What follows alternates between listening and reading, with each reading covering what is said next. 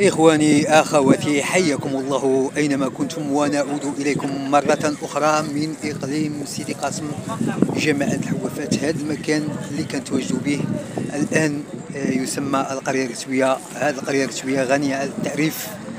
دائما إخواني أخواتي معكم لفتح الفساد والمفسدين. إقليم سيدي قاسم كيف يعقل أنها كيتواجدوا بها 5 برلمانيين وما عرف شحال من رئيس جماعة ومستشارين جماعة. رأينا أن ما كيترافعوش على هذا الإقليم رغم الفقر والتهميش والبطالة اللي كيعاني من هذا الإقليم، وما نتكلموش على التنمية لأنهم بعيدون كل البعد من أجل تحريك عجلة التنمية. لكن إخواني أخواتي، دعونا الآن فقط نديروا واحد الإطلالة على المشاريع التي أنجزت حديثا بإقليم سيدي قاسم، ولا سيما الجماعات المتواجدة بها. كيف كتشاهدوا إخواني أخواتي هنا على الصورة ما كيبان حتى شي حاجة، ولكن إذا دخلنا العمق غادي نشاهدوا أن هنالك مشاريع عديدة استفدت منها هذه الجماعات، ولا سيما برنامج حماية جماعة الحوافات من الفيضانات اللي استفد من عدة ملايير لا تحصى.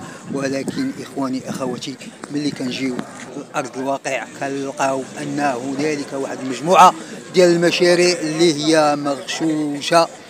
نعطيكم مثلا واد الحار اللي تم الإنجاز ديالو بجماعة الحوافات، مجرد قطرات ديال الشتاء أو زخات مطرية قليلة كتلقى العنوان في جميع الصحف والقنوات: جماعة الحوافات تغرق نظرا للبنية التحتية المغشوشة، لأنها ما كانش هناك واحد المراقبة والمعاينة. بطبيعة الحال قلناها مرارا وتكرارا، انت وضع واحد المشروع بطبيعة الحال كيكون المهندس التقني، كتكون المتابعة المراقبة، وكذلك بعد إنجاز المشاريع تكون كذلك هنالك صيانة وتتبع الأشغال. ولكن للأسف مشاريع أهدرت عليها